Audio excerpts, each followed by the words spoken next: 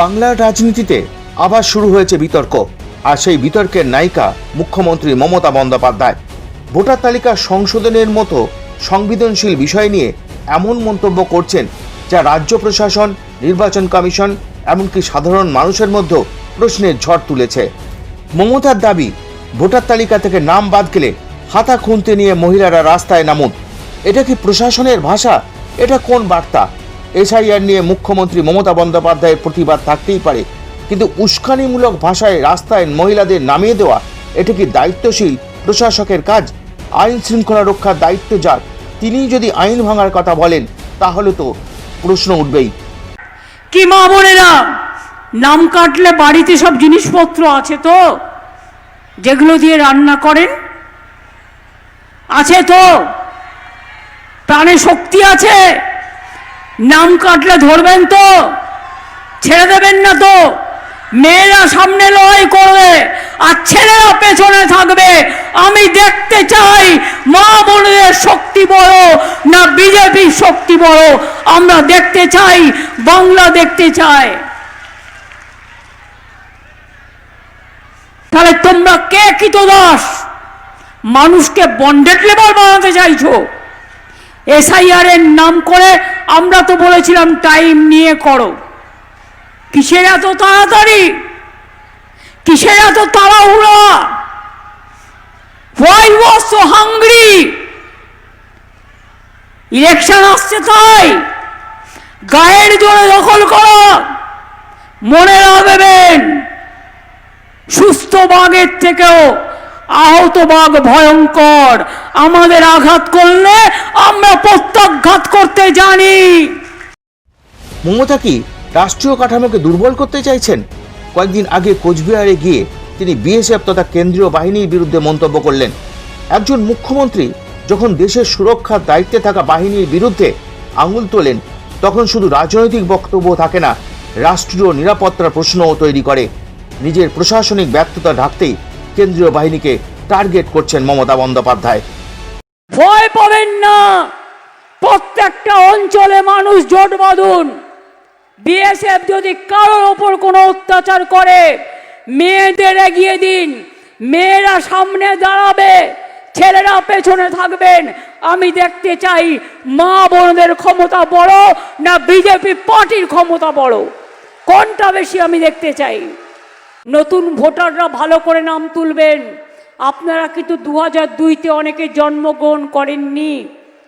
আগে institution delivery ছিল না, এখন আমরা 99% করে দিয়েছি। তাদের যদি কোনো অসুবিধে হয় তারা যোগাযোগ করবেন ক্যাম্পে, এবং আমাদের camp may I help you শুরু হবে, সেখানে যোগাযোগ করবেন। বিএলওদের সাথে যোগাযোগ করবেন, তারা বিএলওদের সাথে যোগাযোগ করবেন, যাতে আপনাদের নামগুলো তুলে দেওয়া যায় তার ব্যবস্থা করবেন। ড্রাফট লিস্ট দেখেও মনে রাখবেন, ফাইনাল লিস্টের নামটা আছে কিনা দেখতে হবে। এদের চালাকি হচ্ছে, ফাইনাল লিস্ট তৈরি করেই তারপরের দিন ইলেকশন ডিক্লেয়ার করে দেবে, যাতে কেউ কোর্টে যেতে না পারে। আজকেও কোর্টে কেস আছে, কোর্টের ব্যাপারটা আমি কোর্টের ওপর ছেড়ে দিচ্ছি, কিন্তু মানুষের যাতে দুর্ভোগ না হয়, রাজনৈতিক লড়াইটা আমরা রাজনৈতিকভাবেই লড়াই করব, এটা মাথায় রাখবেন। রাজ্যে কর্মসংস্থান নেই, শিল্পে বিনিয়োগ নেই, শিক্ষা থেকে চাকরির দুর্নীতি, একের পর এক কেলেঙ্কারি। এসব প্রশ্ন যখন উঠছে, তখনই মমতা আবার নতুন করে বিতর্ক তৈরি করতে ব্যস্ত। কারণ খুব স্পষ্ট, মূল প্রশ্ন থেকে মানুষকে সরাতে হবে।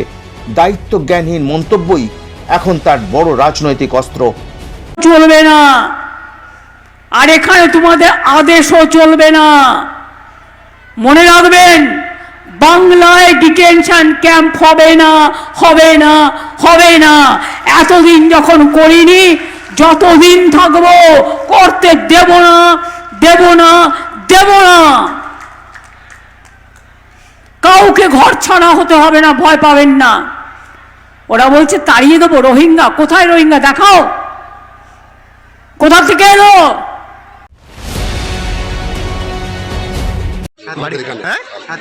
সাতক্ষীরা। এখানে থাকতেন কোথায়? আটঘরা থাকতাম। আটঘরা? কোন আটঘরা? বাদুড়িয়া? হ্যাঁ, চেনাপাড়া ও চেনাপার আর আটঘরা। এই কত বছর আগে আসছিলেন? 4 বছর। তো এখানে কোনো কাগজপত্র কিছু নেই? না, তা ফিরে যাচ্ছেন কেন? এখন ফিরে যাচ্ছেন কেন? ওখানে এই যে আইসি ফিরে এসে থাকা যাবে না বলছে, চলে যাচ্ছে। আর অনেকদিন হয়ে গেছে, আর কতদিন থাকবো কোন বর্ডার দিয়ে আসছিলেন আসার সময়? ওইটা বলতে আরো নয়। একবারই ঢুকছে আর এই ফের বেরোচ্ছে। কতদিন আগে আসছিলেন? এখান থেকে 4 বছর আগে। কি নাম আপনার? আব্দুল জলিল। হ্যাঁ, কেষ্টপুর থাকতেন। বাড়ি কোথায় বাংলাদেশে? কয়রা বাড়ি। কতদিন আগে আসছিলেন? বছর 3 আগে। তো এখানে কোনো কাগজপত্র কিছু নেই? আর ফিরে যাচ্ছেন কেন এখন? ভাল লাগছে না, দেশ বাড়ি যাই। স্বামীটা এখানে মরে গেছে, আর কি করবো? এখান থেকে স্বামী মারা গেছে, এই কি নাম আপনার? পারবে 2026-এর নির্বাচনে বাংলার ভোটাররা স্বচ্ছ ভোটার তালিকা চান, আর এটাই মমতার সবচেয়ে বড় ভয়। তাই আতঙ্ক, তাই বিভ্রান্তি, তাই হাতাখুন্তির কথা বলছেন। যে নেত্রী 3 বার মুখ্যমন্ত্রী হয়েছেন, তিনি নিজে আজ ভোট ব্যাংক বাঁচাতে এমন জায়গায় নেমেছেন যে গণতন্ত্রই প্রশ্নের মুখে। বাংলার মানুষ কি এই বিভ্রান্তির রাজনীতি বরদাস্ত করবে? তা সময়ই বলবে। ভোটার তালিকা স্বচ্ছ করা নির্বাচন কমিশনের কাজ, আর এই স্বচ্ছতাকে ভয় পায় কারা তা জনগণ ভালোই বোঝেন। মমতা বন্দ্যোপাধ্যায়ের সাম্প্রতিক মন্তব্য প্রমাণ করছে তিনি আজ প্রশাসনের প্রধান নন, নিহাতি একজন আতঙ্কগ্রস্ত রাজনৈতিক নেত্রী। যে কোনো প্রকারে ক্ষমতা ধরে রাখাটাই তার কাছে বড়। আপনারা কি বলেন? জানান আপনাদের মতামত। ভিডিওটি লাইক, শেয়ার ও সাবস্ক্রাইব করতে ভুলবেন না। আরডিবি নিউজ, অন্যায়ের বিরুদ্ধে প্রতিবাদ, অন্যায়ের বিরুদ্ধে লড়াই, সদা সত্যের পথে আপনার সাথে।